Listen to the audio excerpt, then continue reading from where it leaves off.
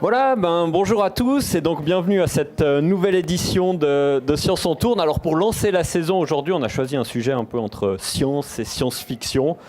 La science inspire parfois la science-fiction et vice-versa, la science-fiction inspire parfois la science. Le sujet du jour, ça sera les super-héros dans les labos.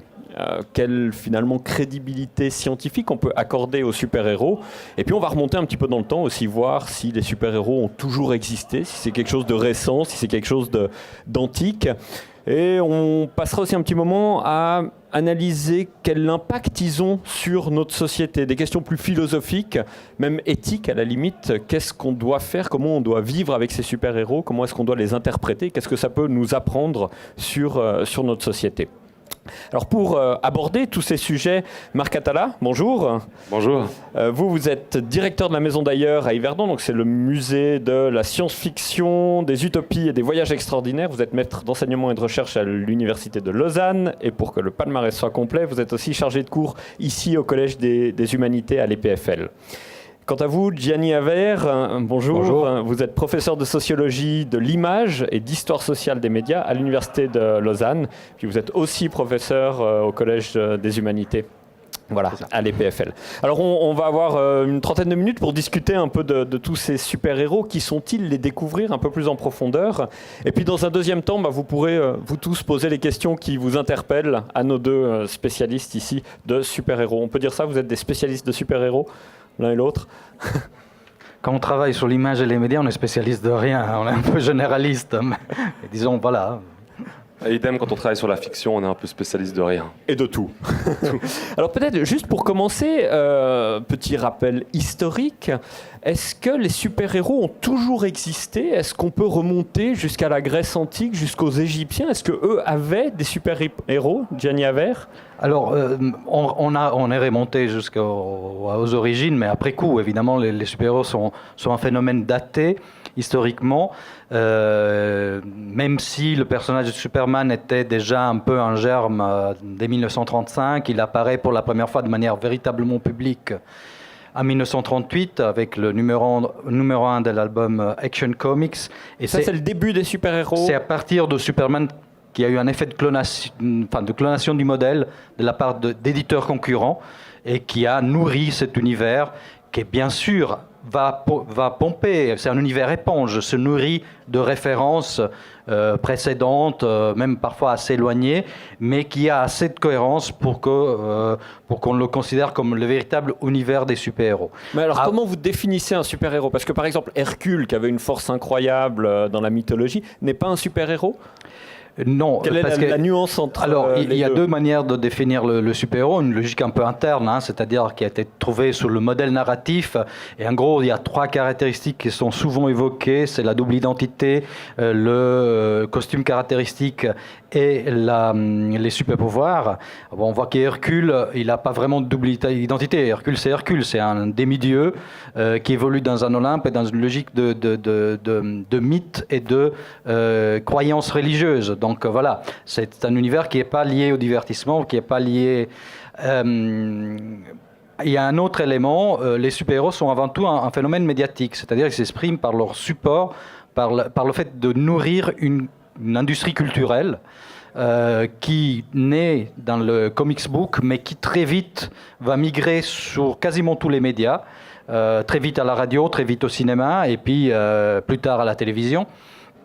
Et voilà, et cet univers-là, qui se nourrit en partie tout seul, les super-héros s'imitent l'un l'autre de manière extrêmement rapide, et en même temps, pour amener de la nouveauté, c'est une sorte d'imitation créative, quelque part, on va chercher ailleurs des références qui puissent permettre de détacher un peu son super-héros des autres. Voilà, cet univers-là, je pense qu'il est assez facilement identifiable pour qu'on ne s'amuse pas à trouver dans des Harry Potter, dans des James Bond ou dans d'autres personnages qui, eux, héritent d'autres modèles narratifs plus anciens, enfin, pour aller après coup leur mettre l'étiquette de super-héros. Vous évoquez les cartoons, les BD. Tous les héros naissent toujours dans des BD quasiment? Ou il y en a qui apparaissent direct au cinéma? La très grande majorité. Après, il y a Il y a par exemple toute une production de B-movies, parfois turques, japonaises. Marc doit les connaître. Les séries B, c'est ça? C'est des séries B, ouais, Marc doit connaître mieux que moi, dans lesquelles, au fond, comme on ne demande jamais les droits parce que ça serait trop cher, on s'amuse parfois à faire des petites différences, à créer des super-héros. Il y a les parodies cinématographiques qui inventent des super-héros. Il y a des séries télé qui flirtent avec le modèle de super-héros, les 400 par exemple, ou Heroes, dans lesquels on ne retrouve pas les super-héros habituels du panthéon de la BD, mais on retrouve quand même beaucoup des éléments qui sont caractéristiques et beaucoup de clins d'œil aussi. Vous évoquez les droits. Marc Atala, les super-héros sont des produits, des marques déposées. On ne peut pas faire n'importe quoi avec un super-héros? Non, on ne peut pas faire n'importe quoi. Ce que disait Gianni est intéressant parce que c'est vrai qu'on a tendance un peu à vouloir... Je ne sais pas trop pourquoi d'ailleurs, c'est peut-être très européen à vouloir faire remonter le super-héros à l'Antiquité comme si ça nous rassurait. Hein. Peut-être parce qu'on a de la peine à imaginer qu'il puisse y avoir une création proprement américaine. Mais en fait, évidemment, derrière le mot super-héros est une marque déposée aux États-Unis. Hein. Vous ne pouvez pas l'utiliser n'importe comment. C'était déposé par Marvel et DC. Marvel et DC sont les deux grandes sociétés de production de BD. Éditeurs de BD. Éditeurs, ouais.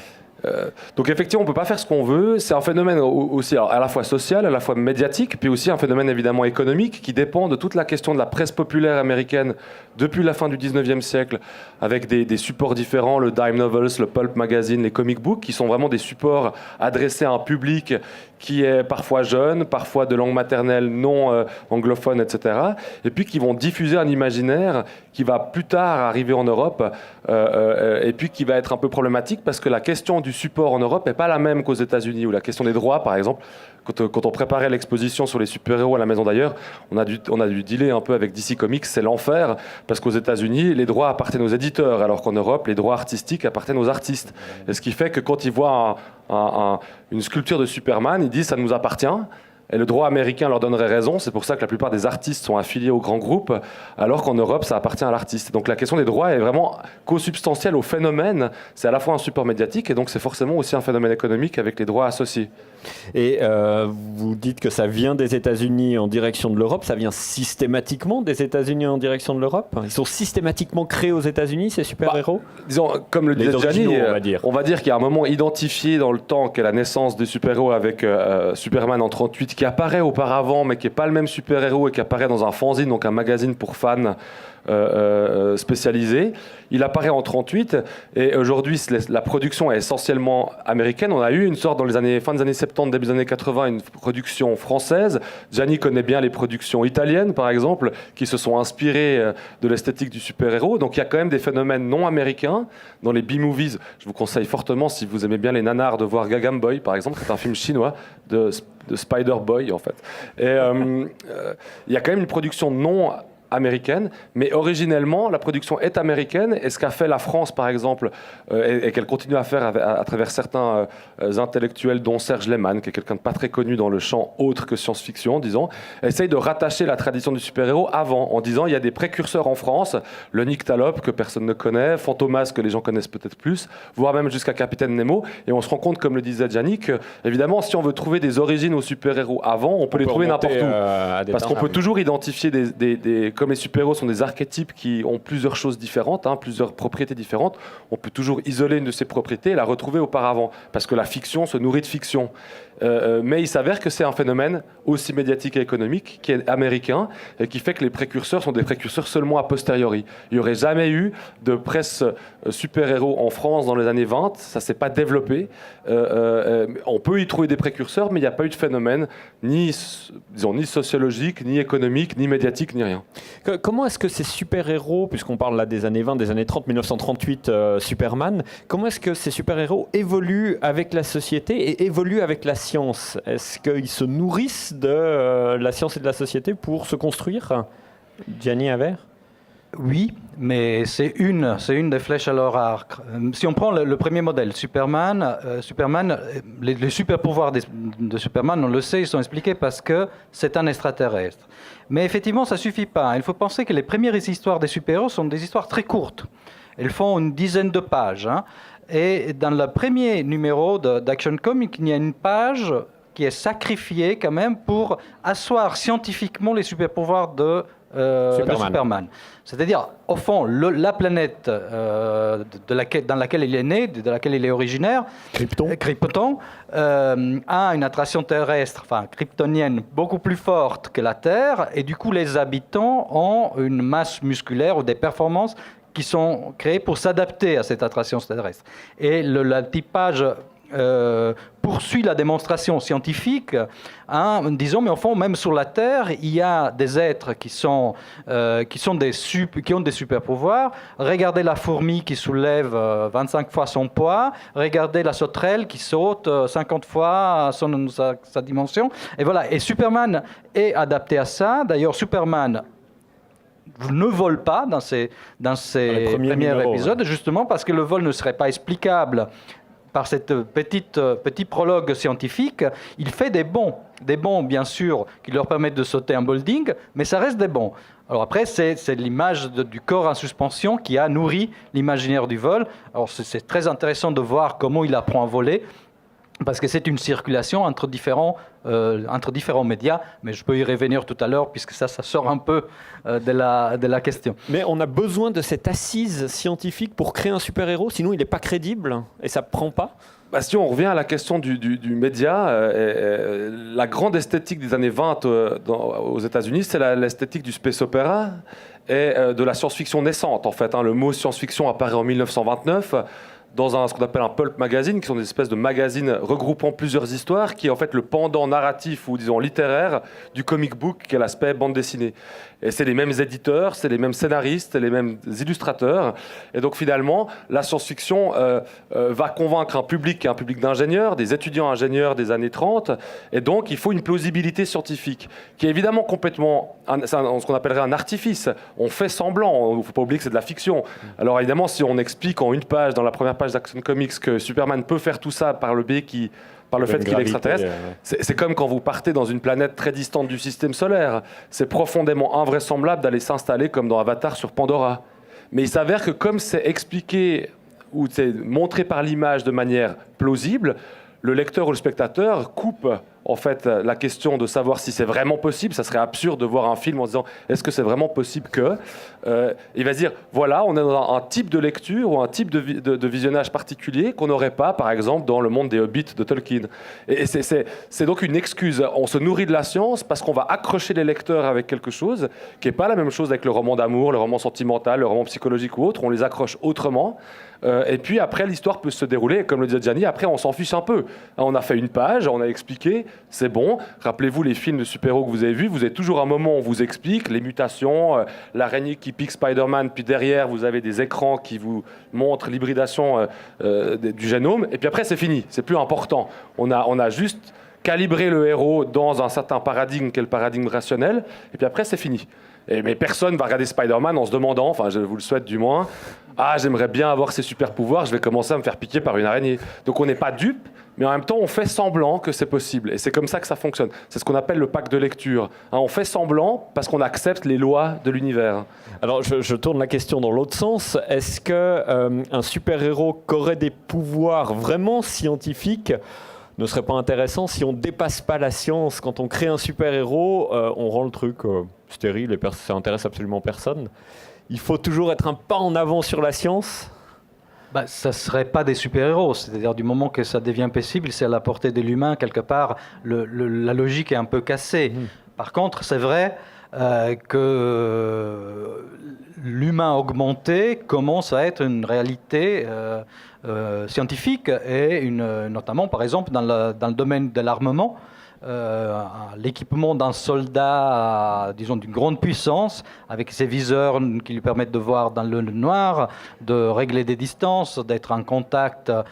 C'est simplement une radio, mais il est quand même en contact avec un ailleurs, donc d'être guidé par satellite. Il a la force supplémentaire avec son exosquelette. L'exosquelette n'est pas encore construit de série, mais bientôt on peut imaginer qu'on va vers là-bas.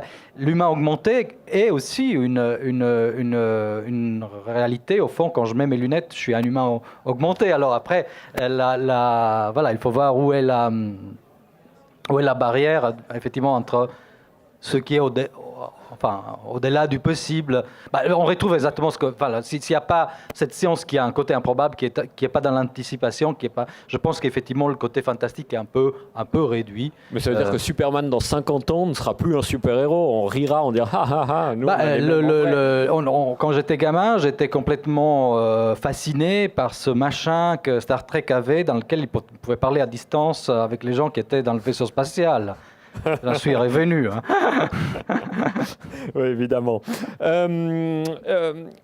Vous parliez de l'aspect extraterrestre tout à l'heure de Superman. Est-ce que le fait qu'il soit extraterrestre nous donne aux auteurs beaucoup plus de liberté pour lui inventer toutes sortes de super-pouvoirs, alors que si on avait un super-héros terrestre, et il y en a plein d'autres, il y en a relativement peu des extraterrestres, si on avait un super-héros terrestre, on serait limité à ce qu'on sait un peu faire sur Terre pour le rendre crédible. Est-ce que c'est pas un tour de passe-passe pour lui donner encore plus de pouvoir que les autres ? Alors, de toute façon, c'est un tour de passe-passe, puisque ça reste de la fiction. Ça veut dire qu'on va essayer... Il faut se rappeler que la fiction a pour propriété principale, on le sait tous, de raconter des histoires. Et donc, ce qui va faire qu'un super-héros intéressant, c'est pas forcément les super-pouvoirs qu'il a. Il y a plein de super-héros qui ont des super-pouvoirs incroyables, mais qui sont pas intéressants. Parce que les histoires qui les mettent en scène ne sont pas intéressantes. Et donc, ce qui va vraiment faire qu'un super-héros va être... mais comme des héros, comme n'importe quel type d'histoire, c'est sa capacité à générer des récits différents, d'une part, auxquels le lecteur peut s'identifier, alors soit de manière positive, soit de manière négative. On sait bien que Hannibal Lecter, par exemple, dans le film Le Silence des agneaux, était devenu une sorte de surstar au détriment des acteurs valorisés positivement. Idem pour Dark Vador dans Star Wars, qui est beaucoup plus intéressant que cette espèce d'insignifiant qu'est Luke Skywalker. Donc, on va projeter l'émotion sur le héros qui nous plaît. Alors évidemment, avec Superman ou autre, c'est des héros qui... C'est pas leur pouvoir qui importe, en fait. Le pouvoir, c'est la partie, on va dire, visible de l'iceberg. C'est les histoires qui mettent en scène. Les premières histoires, par exemple, de Superman, dans le contexte du New Deal des années 30, c'est un super-héros qui va, en fait, résoudre les problèmes des mafias locales. En gros, la politique de Roosevelt, à ce moment-là, qui cherche à privatiser l'économie pour pouvoir résoudre le crack de 29. Et Superman fait quoi dans ces histoires ? Il fait matériellement, concrètement, devant nos yeux, ce que les politiques américains font de manière beaucoup moins matérielle, évidemment, plus liée à d'autres types de phénomènes. Donc c'est politique, à un certain moment ? La fiction est toujours idéologique, c'est-à-dire elle a toujours un ensemble de valeurs qu'elle va mettre en place. Ces valeurs peuvent être, on va dire, idéologiques au sens premier, exactement celles de l'État, presque propagandistes, type Captain America. Elles peuvent être aussi parfois subversives, ça veut dire aller à l'encontre des valeurs de l'État, ce qu'on pourrait trouver dans certains comics des années 80, où on commence à attaquer l'État. Je pense à V pour Vendetta, par exemple, d'Alan Moore, où on est beaucoup plus critique. Il y a toujours de l'idéologie. La fiction sans idéologie, c'est pas possible. Vous avez des discours, vous avez des histoires qui vont se résoudre, et du moment où il y a des histoires qui se résolvent, elles se résolvent pour mettre en avant certaines valeurs au détriment d'autres. Donc c'est pas possible de faire autrement. Si on revient un petit peu à l'aspect scientifique, est-ce que vous avez des exemples de scientifiques ou de recherches scientifiques qui sont menées suite à la création d'un super-héros ? Ils se sont dit « Ah oui, ça c'est intéressant ce que ce super-héros a, ça nous inspire ». Pas moi, c'est possible, c'est pas un domaine... Pas moi non plus. Bon.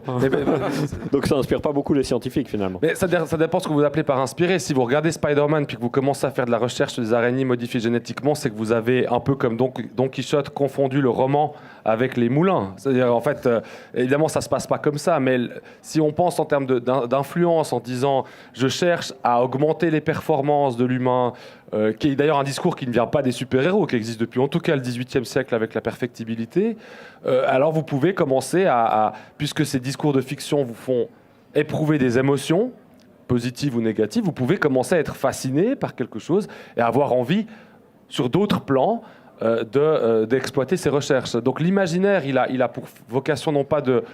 C'est comme dans la science-fiction, il ne vous dit pas ce qui sera, il ne vous dit pas, voilà, il faut commencer à vous amuser à chercher des nouveaux, par exemple, carburants pour partir à l'autre bout de la galaxie, mais il va mettre en place des valeurs qui pourraient être les vôtres. Ah, j'aimerais bien pouvoir développer la recherche spatiale. Le space opéra des années 20, donc les voyages galactiques dans la science-fiction des années 20, est bien avant le programme de recherche spatiale américain, mais c'est quand même une idée qui existe depuis très longtemps, et en tout cas depuis le XVIIe siècle avec Cyrano de Bergerac. Et ça peut venir vous donner votre vocation, ça peut vous donner l'envie de faire quelque chose. Mais si vous lisez le roman pour trouver des carburants, eh ben, vous êtes trompé de cible. Ouais. Parce que le roman, c'est pas son but, c'est de raconter une histoire. Évidemment. Dans le rapport de ces super-héros à la culture ou à la société, on voit par exemple il y a des super-héros qui sont créés par l'atome ou la radioactivité à une certaine époque, puis par la génétique. On voit ce suivi, il y a une évolution comme ça de ce lien à la science. Oui, puisque la science évolue, la science-fiction doit évoluer aussi. C'est vrai que pour les super-héros, au départ, on va chercher un peu tout venant. Hein. On parle beaucoup de science. Il y a des super-héros qui ont une origine magique ou vaguement religieuse, en tout cas liée à l'Olympe grec. Je pense notamment à Captain Marvel, qui était le grand antagoniste en sens commercial. Hein, ils n'ont pas fait de crossover de Superman, voilà.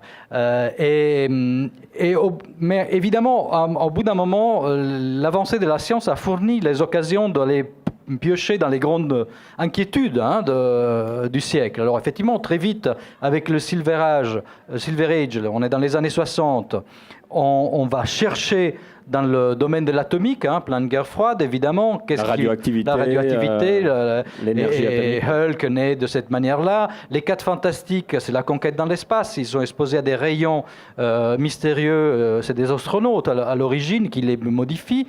Et plus on va en avant, plus on va aller chercher du côté de la génétique, qui est le grand enjeu de la transformation de l'humain des années, disons, 90 et à suivre. Je ne suis pas sûr des dates, mais disons, c'est à partir de là qu'on va toucher cet élément.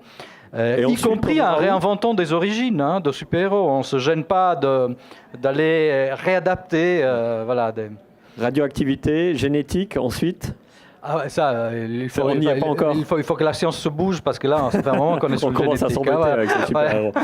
D'accord, je vois.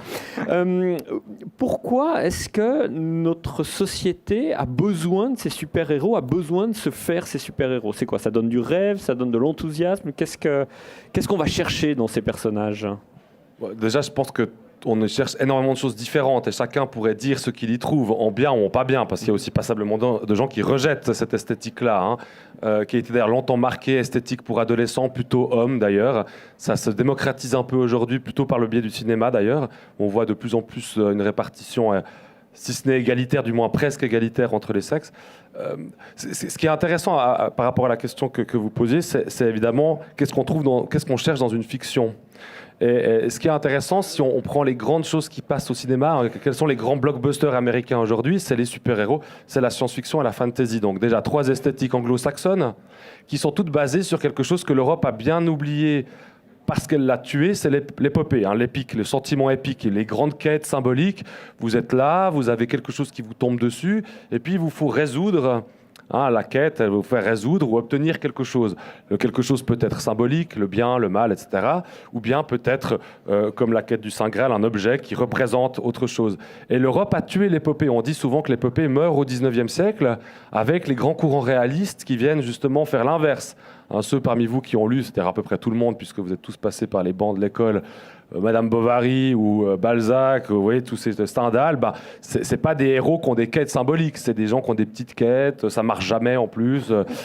Donc le 19e a tué ça, avec la fin de la métaphysique aussi, avec le positivisme, seule la science importe, les religions, la métaphysique servent à rien, donc on tue l'épique, on tue les quêtes symboliques. Et qu'est-ce qu'on va émerger en même temps, mais de l'autre côté de l'Atlantique, des récits basés sur des épopées. Et donc l'Europe a tué ces épopées, et puis pas de bol pour elle. Ces épopées aujourd'hui reviennent en Europe, depuis les années 30 avec le comics ou 40. Et que lisent les Occidentaux aujourd'hui, qu'ils soient ados ou un peu moins ados? Du super-héros, de la science-fiction, de la fantasy beaucoup, du manga, qui est aussi la grande tradition épique japonaise. Et l'Europe se retrouve avec l'incapacité d'offrir des modèles concurrents. Qu'est-ce qu'on peut offrir à quelqu'un qui veut vibrer? L'épique, ça fait vibrer. Oui, Madame Bovary, ça fait pas vibrer. C'est bien, mais ça fait pas vibrer. Tandis que l'épique, ça fait vibrer parce que vous vous sentez pris dans une quête. Et vous allez suivre cette quête jusqu'au bout et puis vous allez réussir la quête. Et c'est quand même plutôt pas mal. C'est ça qu'on cherche, c'est cette excitation c'est de suivre une des choses. quête. Une des choses, c'est que soudainement, on peut être le héros pendant un temps au sens noble du terme, d'une quête symbolique. Comme dans le jeu vidéo, vous êtes le héros d'une quête. Alors voilà pourquoi les gens peuvent aussi jouer aux jeux vidéo. Il y a plein d'autres dimensions économiques, propagande, etc. Mais c'est qu'on a besoin d'être les héros dans un monde. L'être humain est là pour être un héros de sa propre vie. Et la fiction a toujours servi à être le héros de sa propre vie, d'une manière ou d'une autre. Et aujourd'hui, ces héros sont plutôt japonais ou américains, parce que l'Europe en fournit plus tellement, disons. Mais ça veut dire qu'on cherche à s'identifier, quand même, d'une manière ou d'une autre, à ces super-héros. Et est-ce qu'un jour, on va s'identifier, on va devenir ces super-héros, chacun ? C'est plus compliqué. Ça marche, oui. Ouais. C'est plus compliqué et c'est pas nécessaire de s'identifier aux super-héros. Je ne sais pas si vous avez envie de vous identifier à Hulk ou à la chose, pas moi. Donc, mais c'est vrai qu'il y a une mécanique d'identification qui est mise en place. Et la double identité, typiquement, marche en partie sur ça. C'est la revanche. Avenger. La revanche, voilà. Revanche. Du banal. Les super-héros, dans leur identité non super-héroïque, n'ont rien d'héroïque, mais vraiment rien. On va chercher même dans l'adolescent le plus... Voilà, ils ont des faiblesses, ils sont timides, ils sont... Voilà. Donc, effectivement, tout cela sert à augmenter encore le plaisir au moment où la même personne, mais avec d'autres, devient super-héros. Donc là, effectivement, on a une sorte de sensation de satisfaction qui est d'autant plus accentuée que la différence... c'est la même chose. Vous vous rappelez, c'est plus de votre génération, mais ceux qui ont vu Rambo, le premier épisode, avant que le Rambo se déchaîne et qu'il dégomme tout, mais on lui a fait subir, mais grave. Enfin, on le prend, on le nettoie à l'hydrant, on le met en tôle, on le tabasse, et rien, il supporte, mais alors... Au moment où il pète un câble, disons, le spectateur, il est « Ah ouais, vas-y ». Alors, c'est un peu sur cette tension qui se met en place. L'identification, on a beaucoup travaillé essayé de comprendre comment ça marche l'identification.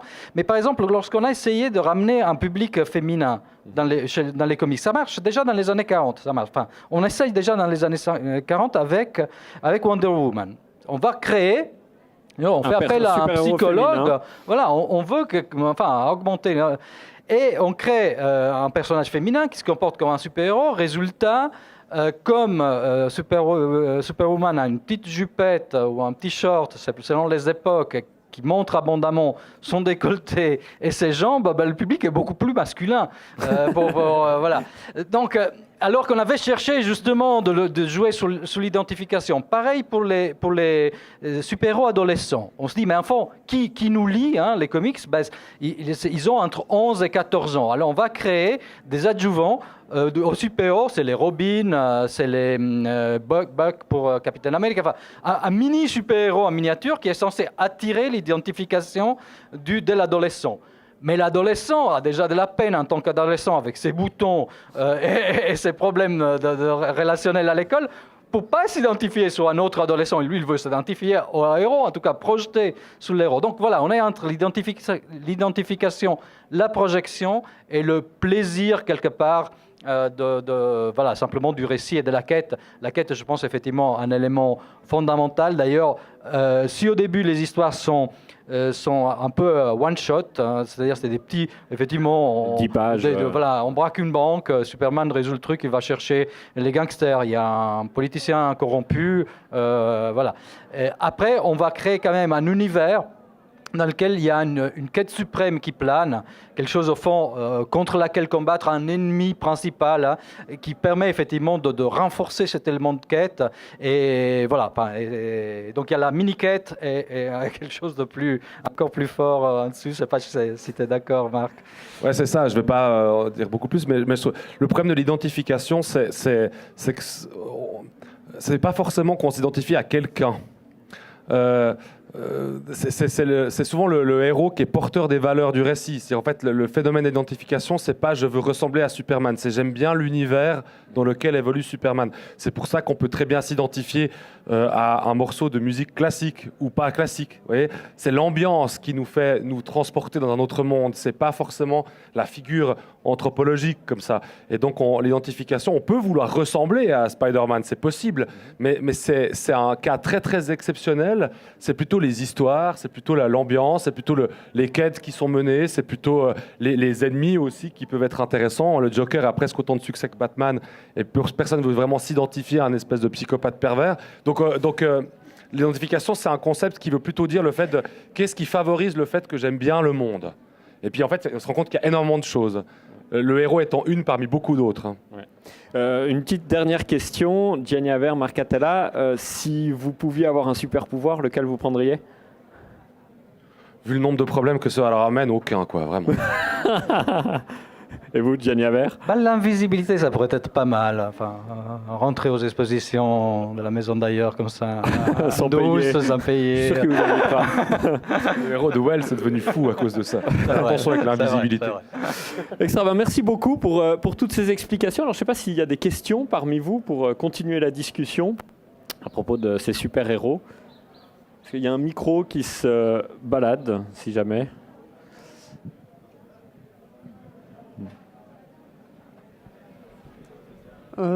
D'après vous, quels vont être les super-héros de demain ? Quel est le futur du super-héros ? Est-ce qu'on va avoir de nouveaux super-héros ? Est-ce qu'on va continuellement revoir des nouvelles versions de Spider-Man ou des anciens ? En tout cas, moi, je suis étonné de voir comment, au fond, on est quand même resté fidèle à un panthéon de base qui date pour la plupart des années 40 aux années 60. Donc voilà, je pense qu'il y en a effectivement assez à adapter à l'écran, par exemple, pour que pour le moment on tourne là autour. Après, il y a quand même des super-héros qui sont nés plus récemment ou qui sont nés dans le cinéma. Quand on prend l'encyclopédie Marvel, par exemple, c'est 5000 entrées, 5000 super-héros différents à peu près qui ont été créés depuis les années 60 jusqu'à aujourd'hui. On peut toujours réinvestir un super-héros. Il y a par exemple plein de Superman différents, avec des costumes différents. Il y a plein de Batman différents qui ont des costumes différents. Donc peut-être la question qui va être la vraie question des super-héros en tant qu'esthétique, c'est dans quelle mesure ces histoires, qui ont quand même des schémas narratifs assez similaires parfois les unes des autres, vont elles perdurer. On sait que les fictions et les genres, qu'on appelle les genres de fiction, vont être très établis pendant un temps, puis après ils diminuent. On voit ça beaucoup aujourd'hui avec la science-fiction qui diminue. On a de moins en moins de créativité dans le genre. Donc c'est plutôt les histoires qui risquent d'être problématiques plus que le personnage en fait lui-même. On a l'impression qu'on tourne un peu en rond, et c'est un phénomène typique de la fin d'un genre, ou plutôt de sa dissolution dans d'autres genres, c'est qu'on commence à revenir sur l'imaginaire de départ. On va de plus en plus de ce qu'on appelle du rétrofuturisme. On reprend des super-héros des années 40, puis on les réinvestit aujourd'hui. Et c'est comme si c'est pas qu'on n'arrive plus à créer, c'est qu'on a l'impression qu'on a épuisé le filon des histoires possibles. Mais on les adapte un petit peu à la société. Alors, est-ce qu'on va avoir des super-héros bio, des super-héros décroissants, ce genre de choses ? Alors si, comme disait Gianni sous forme de boutade, mais c'est assez vrai, si on avait une grande découverte scientifique, jeunes gens, vous savez ce qu'il vous reste à faire, qui vraiment reposait des questions à l'humain ou à la société, alors là on aurait des créateurs de tous bords, d'ailleurs pas forcément liés aux super-héros, qui vont s'engouffrer là-dedans, pour, en fait, vous avez ça pour le film pourri qui est Transformers 4, que vous avez donc tous vu. Dans Transformers 4, on a les nanotech qui arrivent à un moment.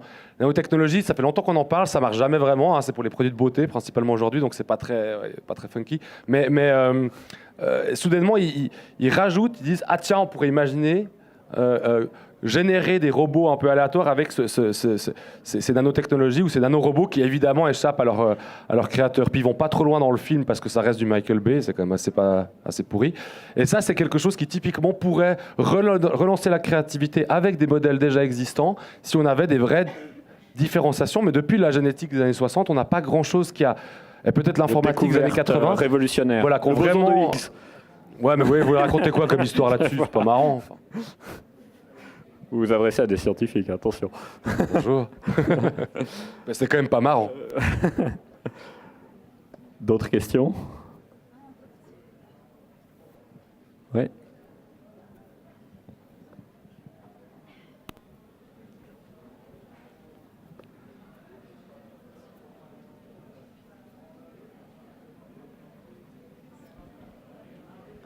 Moi, c'est une question facile.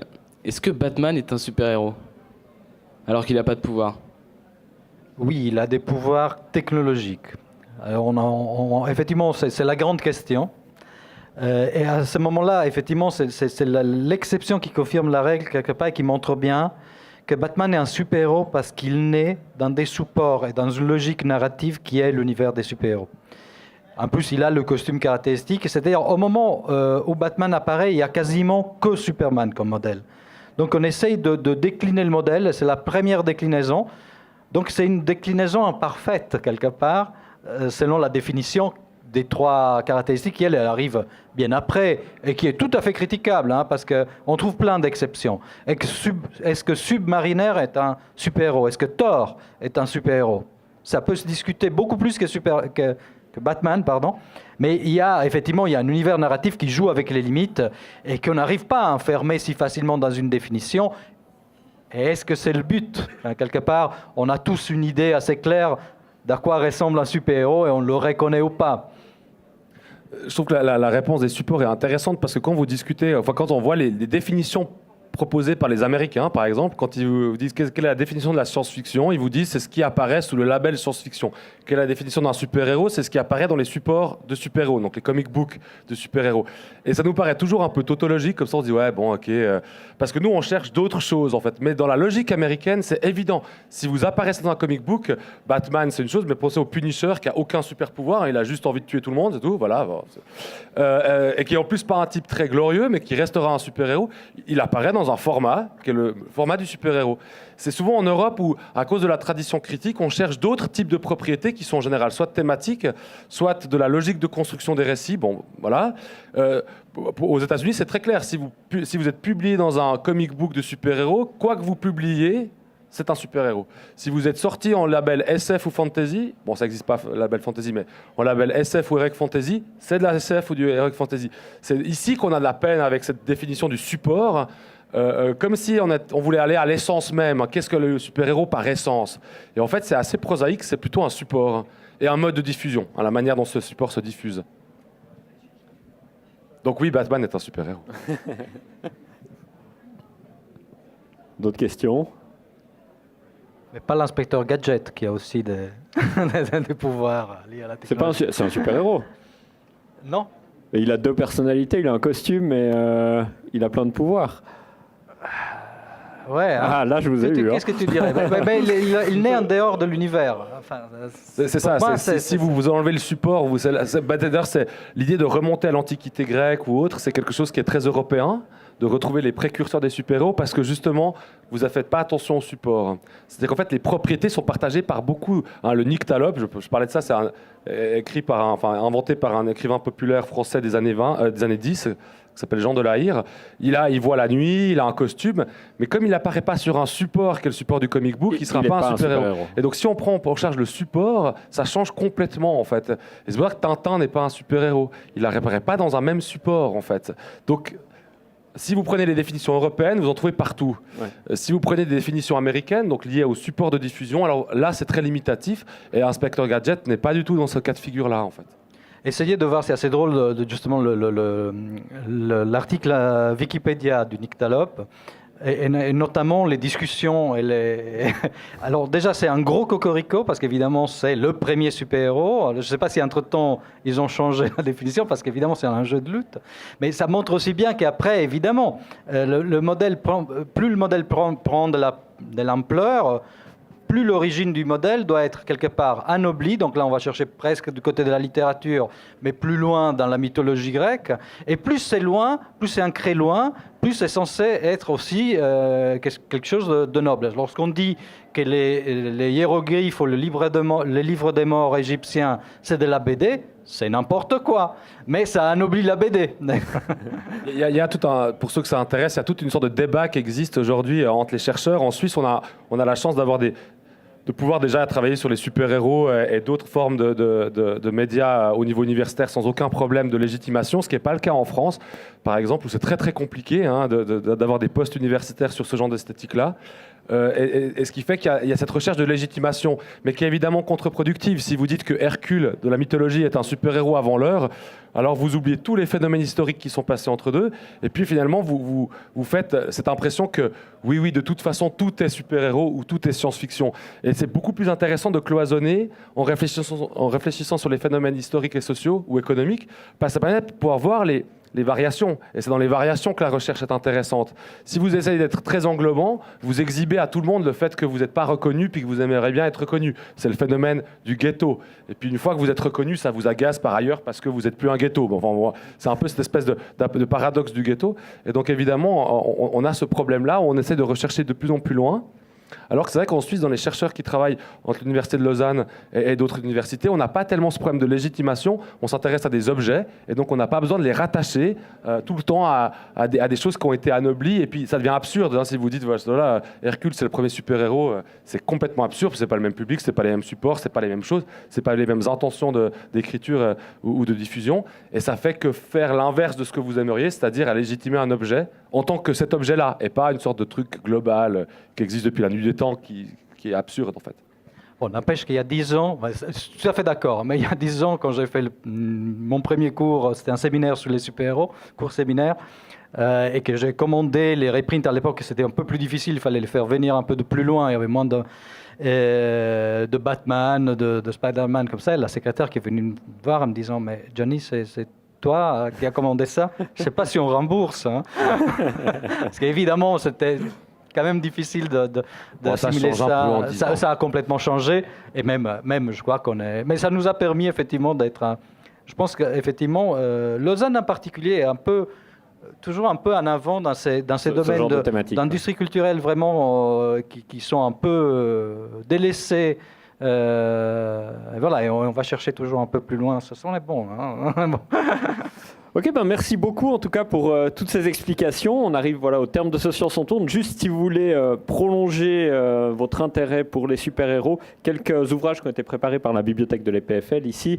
Tout d'abord, D'où viennent les pouvoirs de Superman? C'est un physicien français, Roland Lehoucq, qui a écrit ça, qui a beaucoup travaillé en fait sur